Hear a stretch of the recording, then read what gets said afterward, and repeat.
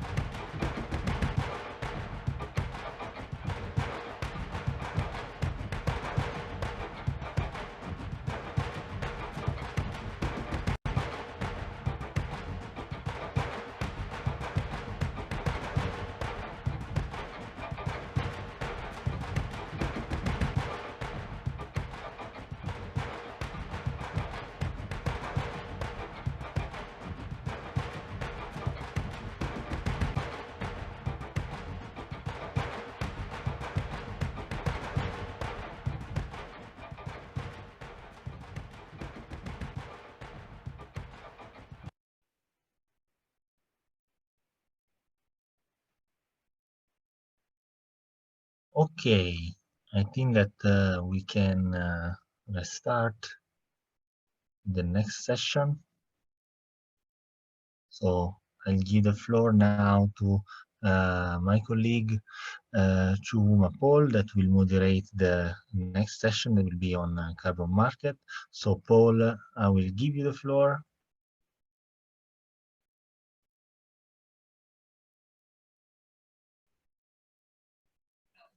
Thank you so much, Vito. Good morning, good afternoon, good evening, everyone. So my name is Paul Chukuma, and I'll be moderating this session. The topic for this session will be on carbon markets, and we have two distinguished speakers. The first is Mr. Pietro Spataro. Spataro, if you're on the call, please introduce yourself.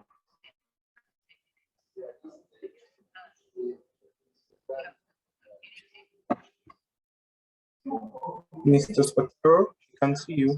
Can you kindly introduce yourself? Yeah, sorry. There was some kind of lack of connection. Hi, everyone. My name is Pietro Spataro. I'm Italian. And I'm like a co-founder of a startup that is working on voluntary carbon market, trying to help individuals and companies to calculate, offset, and reduce their carbon footprint and CO2 and other greenhouse gas emissions. And yeah, I'm like, I studied and I focus on climate change from the start of my university path as a climate change, a climatologist. And then I moved to management in order to better understand the economic and financial field related to climate change in a broad perspective. Thank you for your invitation. Oh, thank you so much, Mr. Spataro. So we're going straight into the questions. So we have 3 unique questions for you, and we appeal to you to respond to them as much as you can. So the first question would be around how is it possible to certify the emissions in products and projects? How do you certify the emissions from the products and projects? How possible is it? Okay, the carbon market is a very strange thing because you know that it's a voluntary market, so there are no big and strong regulation about it. So it's quite difficult. It's like a big sea with a lot of sharks around you, and offsetting is a solution to combat, to tackle climate change, but it's not the solution. And more and more companies are looking to this kind of solution in order not to increase ambition, but to reduce ambition. So this is like the start of my pitch. However, there are good projects and there are bad projects, and it's quite difficult to identify the good one or the bad one. First of all, you have to think about the fact that there are few organizations, companies, or in general, entities that can certify projects, and then they can ask to other entity, like for instance, UNFCCC, like for instance, Gold Standard, like for instance, Verra registry to put this kind of credit, to certify them, and a second time, and put them in the registry where I can and other entity like my startup can buy for us or for other customers, like individuals like you or me before one year ago, when I decided to offset my emission, and yeah, other entity and consultant to do so. And the most difficult thing is to identify the bad one and to filter them. The most easy way is, first of all, to buy credits that are certified by Gold Standard or Vera or other entity like this one.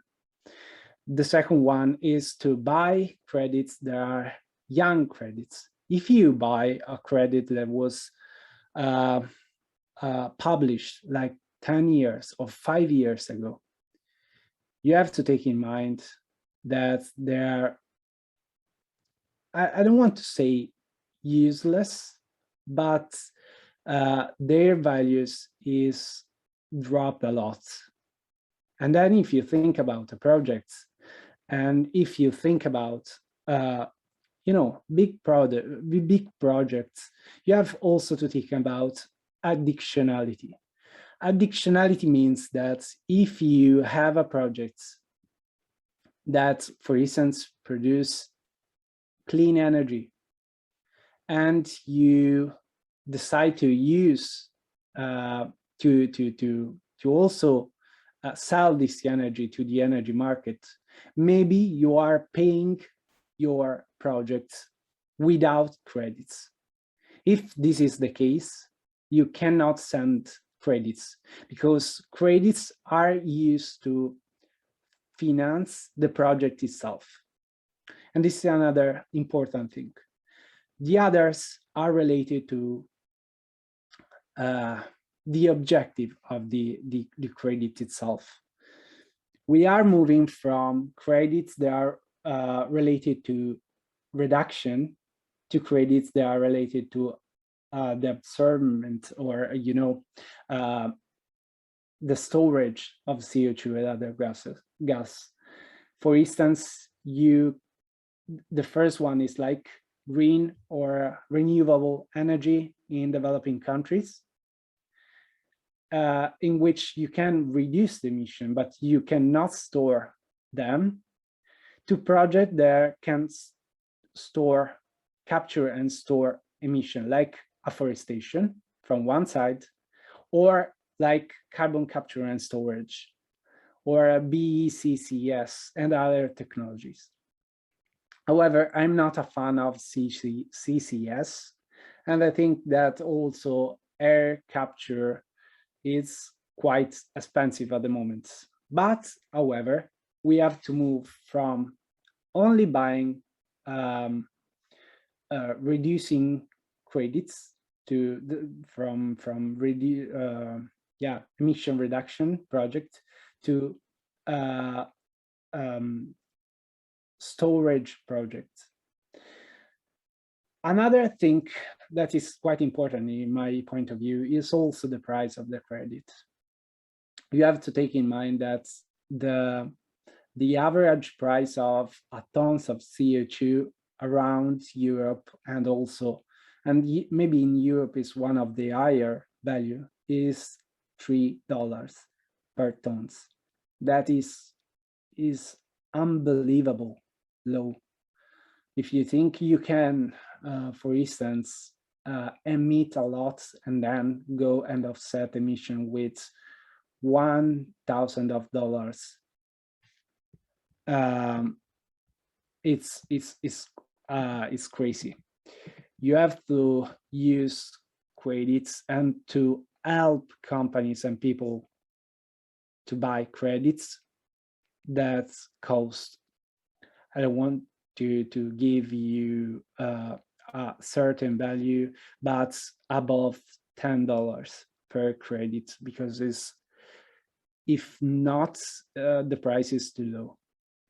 And for these reasons, we need also companies that can help other companies to offset their emission in a good way, and then also organization that can monitor and also certify a good offsetting activity. for instance, you can think about oil and gas companies that are at the moment are buying a lot of carbon credits to offset their emission. That is crazy to allow to think that an oil and gas offset their emission, but they are doing so, buying credits from projects at a very low price. So we have to use offsetting, but we have to use it in a smart way in order to have a real impact on climate change. Yeah, Paul, sorry if I went too long, you know? No, Spataro. Thank you so much. That was a great overview of what the carbon market actually is and how projects get certified. Thank you so much, and your response to the question was really robust. So to the second question, how can civil society cutting across the private and the public sector contribute to emission reduction? So Mr. Pietro, can you comment? Yeah, there is a lack of connection, but I understood your question, and stop me if I misunderstood it, but I think I understood it. First of all, I think that in order to help civil society, companies, public organizations, and entities in general to tackle climate change, I say something, sometimes someone stop me saying, you are saying what oil and gas company want you to say. But, you know, I think that calculating emission is the basis if we want to tackle climate change. The previous speaker told us that data are really important, but are not important only for scientists, are important also for us. We have to measure what we are doing day by day, and also company has to do it. And I think we have to start with it. We have to start to calculate carbon footprint of people, life, diets, house, you know, transport, how much you take your car, how much you take your, how many hours of airplane have you took this year, and so on. It's unbelievable important to know this kind of data in order to understand how to really tackle our emission. Sometimes when we think about climate change, we think about plastic, we think about pollution and so on. But in my opinion, yeah, it's all correlated. But when we think about climate change and we want to mitigate climate change, we have to think about greenhouse gases first. And in this topic, I don't think that is the main topic. There are also other topics related to the use of land and so on. But if we think about climate change, we have to think about emissions. And if you don't know how much emission you are emitting this year, it's useless any activity. So first of all, calculate your emission. We have a company that is RisEarth. I can share my screen to give you an idea of the company itself. We are trying to help companies and individuals and to understand their mission in an easy way with online calculators and so on. Because for instance, if you are small and medium enterprise, you don't have the knowledge to understand how much emission you are emitting at the moment. And the most easy thing to do at this moment is to add them in a very smart and easy way. Then you can start thinking, okay, I can offset the emission I emit in the past, and then I can also think about how to reduce emission for the future of my life, of my company, and so on. And if you give them the chance to understand the emission that come from their diets, if you think about the emission that come from their transport, the emission that come from their house, the emission that come from everything, they can understand where to move to have an effective and efficient result. If you give to a person an understanding of the emission that come from an airplane, they don't have this kind of understanding at the moment. If you think about hair company, like, you know,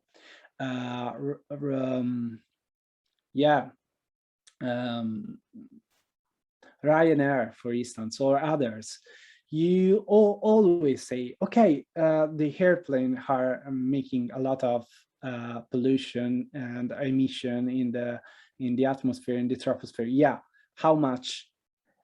This company can allow you to offset this emission with 60 cents of dollar. And yeah, it's crazy. You cannot manage the emission itself. You can only manage a price, and it's useless. You are trying to do, as a airplane company, a greenwashing activity to try to to look greener and greener, but you are not green at all. But if you say, okay, these are the emissions that come from the airplane, then these are the percentage in your here emission. You can say, okay, it's really a lot of emission that come from an airplane. It's like 4 hours are more or less like 1 ton of CO2 equivalent. It's a lot higher than any other activity we can do in our day-by-day life. So we have to manage this emission, but only after the understanding of where this kind of emission come from.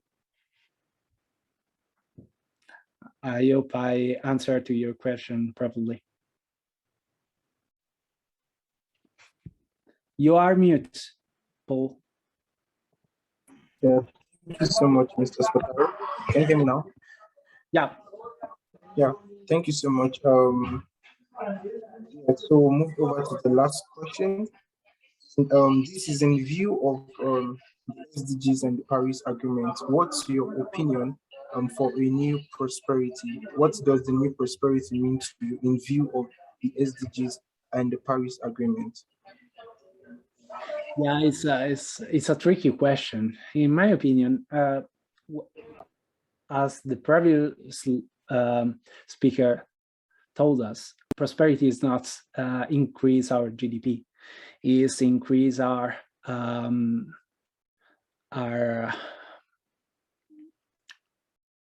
the way in which we we can enhance our value of our life without increase our economic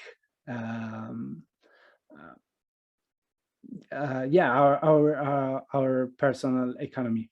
So the idea is that you have to identify a panorama, a scenario in which you don't have to think about GDP, you don't have to think about increase your economy in order to be more happy, be more enjoy your life in a better way.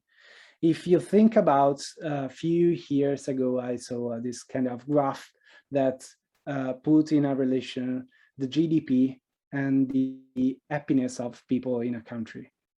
And we saw that after the Second World War, we have this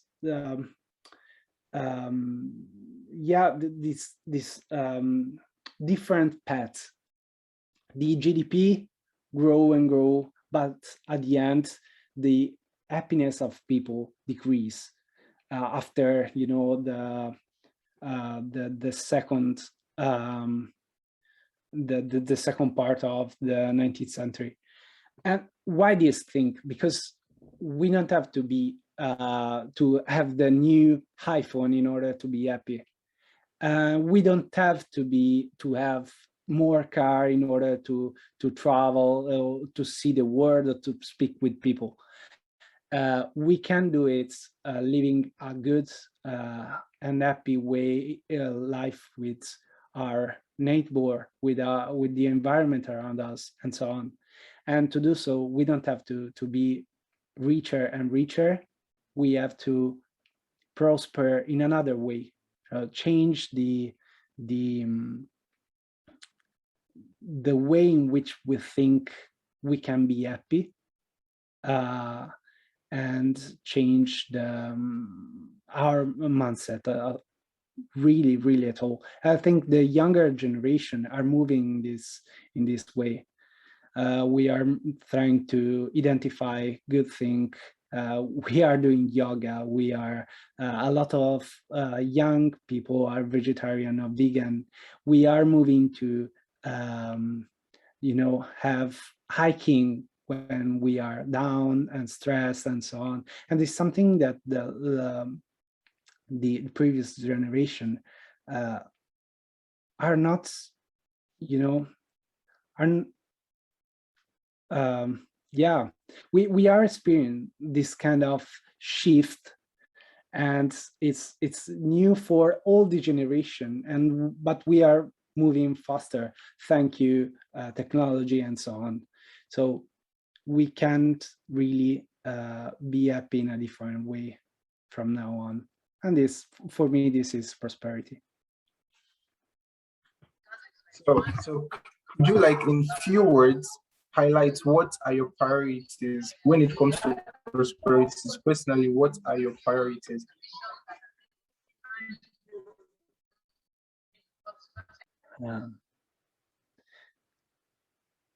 I think prosperity is when you are happy under a tree, and it's a crazy image, but it's the moment in which you can feel where you are. You don't need any other, you know, smartphone or computer and so on, and you are feeling that you are connected with the planet itself. And in my opinion, if all the people can be connected in this way, every one time in a week, we could like really change our life at all and tackle climate change easier. However, it's a difficult part, but yeah, I imagine a future in which we are more connected with everything we have under our feet. Okay, thank you once again, Mr. Spataro.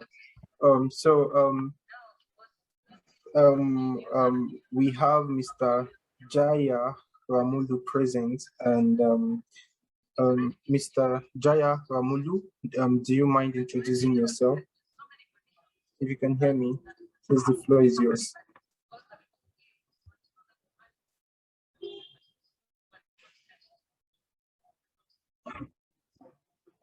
Yes, sir, you're mute. You're mute, sir.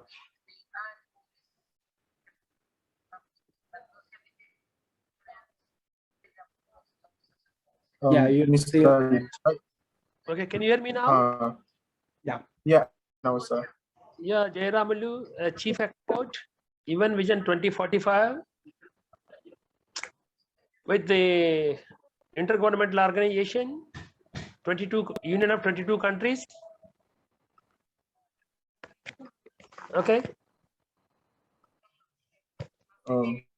Okay, sir. We are really happy to have you here.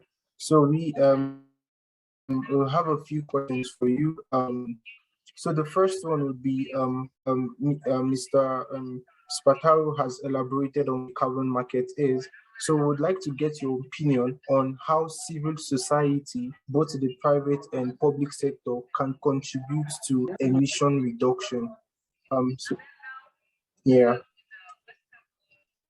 What is it? Come again. What is your question? Civil society? No, so my question I can't hear you. can civil society from both the public and the private sector? Oh, can you hear me now? Yes, tell me. Yes. So my question to you is, how can civic society, including both the private and the public sector, contribute to emission reduction? Did you get the question, sir? You are right. See, the public sector units has to understand that this is the high time to come over to lead the decided factors of the United Nations objectives along with the Sustainable Development Goals and 169 targets. These people are not in a position to attend the actual activities. Okay, so one has to come with a passionate to work for all these things. This is our duty to promote and tell them to really to have a, I mean, what you call the policy implementations are most important. Thereby, we are bringing a declaration very particularly, and all the parliamentarian system has to understand to go to implement the decided documentary system. This is the only one way we can have it. One cannot do just having the meetings. In fact, this is my answer. Actually, every person has to go to the ground level. Unless we go to the ground level, we cannot achieve the targeted goals. This is my point, actually. Wow, thank you so much, sir. That's really clear and concise. Everyone, both the private and public sector, have to go to the ground level and initiate grassroots initiatives. Thank you so much, Mr. Jaya. So the second question is, what exactly does the carbon market mean to you? How would you define the carbon market? Because it's apparently relevant in the whole mitigation aspiration for a carbon neutral economy. So what's your definition for the carbon market? If you really talk about this, there are required the corridors. These corridors need to be analyzed in the cross-country research system of Europe, Asia, Africa, or whichever location. Unless we reconcile the under resource based, the carbon system cannot be identified. See, every system of location, it shall be in the resource reserve system available. That is why we are coming up. One has to coming up. Reserve Resource Research Institute is must today.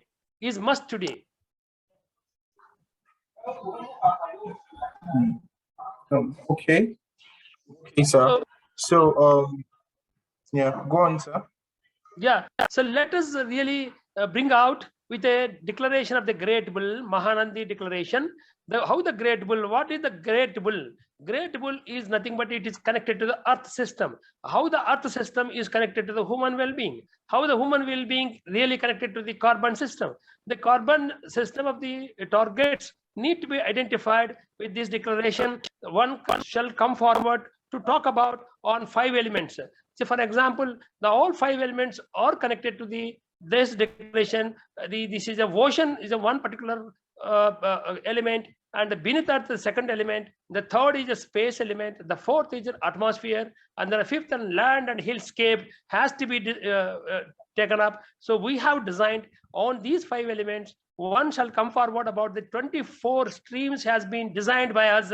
The 24 streams shall talk about every subject of the human well-being. One come forward the world in the we the different domain team of dedicated academic experts are working as a thought pillar or thought leaders in the science, social, economy, governance to eradicate the poverty in connection with the social dimensions linked with the natural capital and the sustainable development goals. One has to promote, these has to be promoted and has to be educated. After educated, you need to execute certain issues under the resource-based system of the different locations of the different domains. So unless we execute before after executing, one shall can evaluate, review the challenges and the opportunities of the system of resource system, then only we'll come to know the reality of the picture, and comparatively the living styles of the human being need to understand by everybody in the United Nations. This has to come forward, the COP26. We need to raise this hand of the COP26 of the Conference of Parties in Glasgow, the system of 5 elements with the different domain system of different dedicated systems, and in the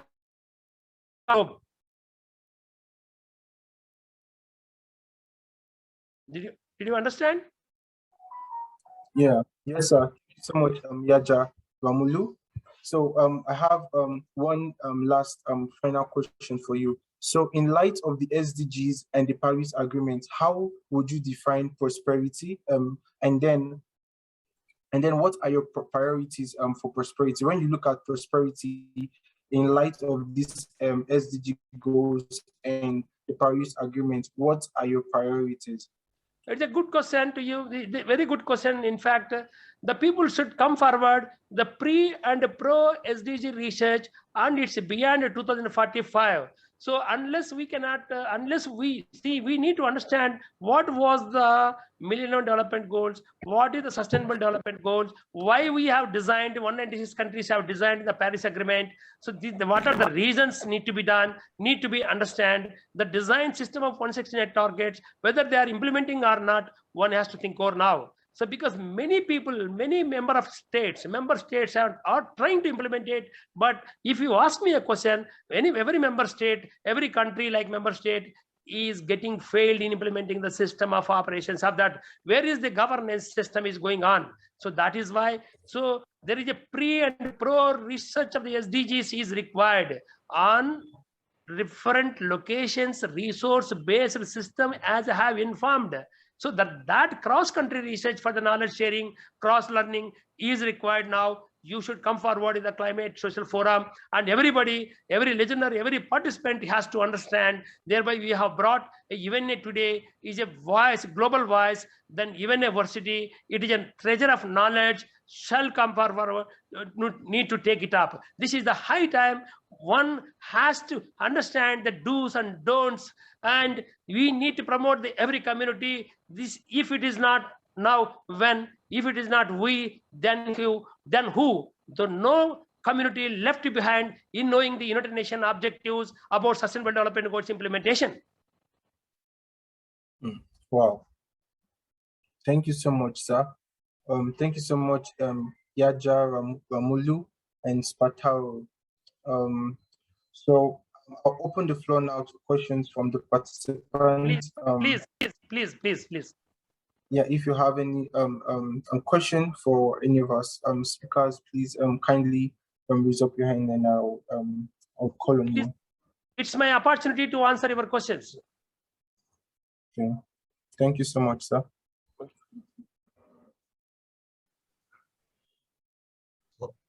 Actually, I have one question, if possible. Yeah, please. Okay, sir. Okay, so one is for Pietro and one is for Mr. Jaya Ramululingutla. The one for Pietro is how do you think the public opinion is ready and aware about the carbon market? So that this new way also to address the impact of our activities on environment. So which is, in your opinion and your experience, Pietro, the state of art of awareness of the people? And for Mr. Jaya Ramululingutla, I very appreciated when you connected the health of communities, no? The idea that the prosperity is also to address the new health of community. And also in the Climate Social Forum, we want to connect the climate crisis also with the health crisis and so on. And which are, in your opinion, the lessons learned, for example, from the COVID pandemic for a new society and new development? So maybe, I don't know, Pietro and then Jaya Ramululingutla. Yes, shall I give answer for the second question, or you want to have a first question to Mr. Pietro? The two questions are for me. No, the first one is for Pietro and the second one is for you. Let Mr. Pietro give an answer. I'll give you a second answer. Shall I give my answer to your question? Okay, I don't know if Pietro or you want to go first, as you prefer. Whatever you like. I'll go by first. My question. See, your question is very simple. You are asking me how the COVID-19 is taking place in the community while implementing of the Sustainable Development Goals. Am I right? Yes. Okay. It's very simple of this COVID-19 system. What has happened? Why it has happened? If the member countries would have been maintained the Paris Agreement, this COVID-19 would have not come. No doubt on this. This is I really say, that is why my Twitter is there very clearly. The system of Sustainable Development Goals is failed. Now the UN vision is required for the 2045. Thereby, I have brought this United Nations 2045 vision. Everybody should understand about the declaration for the implementation of the member states. One member state is not in a position to implement the action-oriented programs of the United Nations. Who has to ask about all these things? We cannot blame simply the World Health Organization, because we cannot simply talk about other organizations. In fact, the organizations are working very well. What about the community? What about the parliamentary system? What about this system office? Do you feel that the question you are putting it, are you really maintaining the system of operations are being covered by the 196 countries in the Paris Agreement? I believe most of the people are not at all thinking that is not a development. Development is a right direction. Development is required. Simply laying the roads, simply constructing a building is not a development. You need to take up the development in a right direction way. The right direction way can make understand of the people of the community only in such SDGs and 169 targets. Now UN vision is required. New system of approaching of the faith community based systems also need to come up. And the declarations are most important on the reserve resources system. Thereby, the people are coming forward to talk about the UN Vision 2045 is must now. Not only the 17 Sustainable Development Goals, most of the goals has to be added and understand at the ground level. No question of talking about listening under four walls. One has to go to the ground level and understand, make them to understand the community, to follow the do's and don'ts. Then only the COVID-19 can really, we have to be prepared. Preparedness is most important for the COVID-19. Am I right? Thank you for the answer. Okay. Please go ahead. Second question. Yeah, thank you very much. And from my side, about carbon offsetting as a solution and how much people know about it, I really think that there is not too much awareness about it. And it also allows companies to also offset emission in a cheaper way. And as I already told you, this kind of scenario allows also company to have more time, and also government to have more time to emit again and again. And this is not some kind of solution that can allow companies to continue their own, the same business, the usual one. But however, it's a potential solution. So having certification, having organizations, having guidelines that can allow people and companies to buy credits, right credit, good credit, trustable credits, and so on, could be also a solution in order to make awareness. If you think about a company that starts with offsetting emission, they can easily go to think about reduction. If you only, as a government, ask them to calculate carbon footprints, a lot of companies will use a lot of money to calculate the emission with consulting services and so on without acting at all. And we are now having a lot of companies that are offsetting emissions as a green branding activity. And I really think it's useful to be to do green branding, but you are like very close to the level of greenwashing.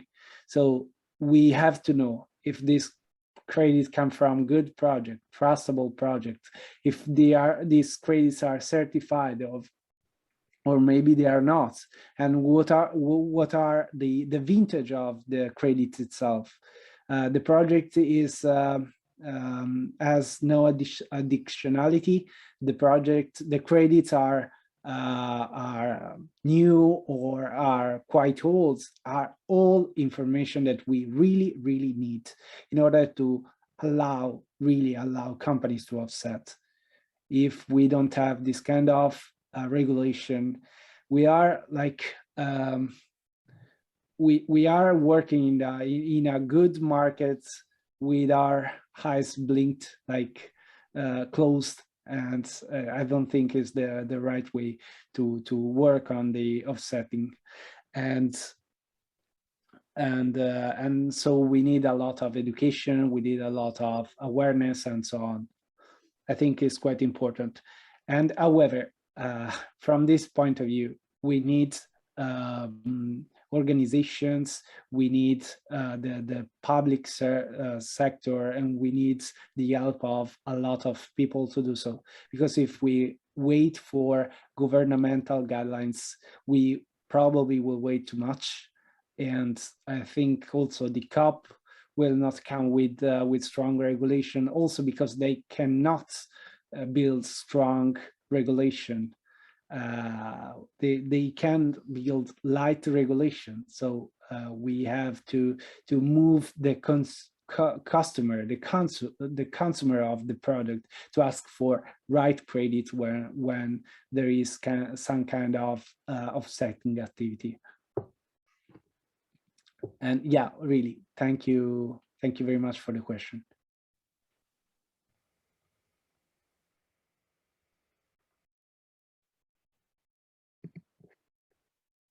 Okay, thank you so much, Mr. Spataro and Ramulu. Yes. I would ask once again, does anyone have a question for any of our speakers relating to the topic we just covered, associated with the carbon market? If you do, kindly raise up your hands so we could take your questions.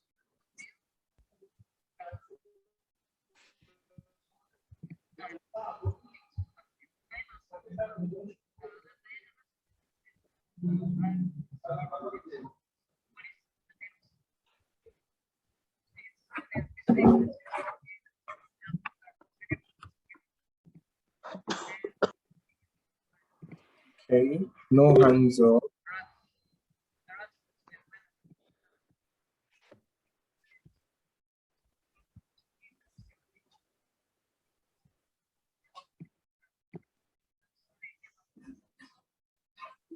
Okay.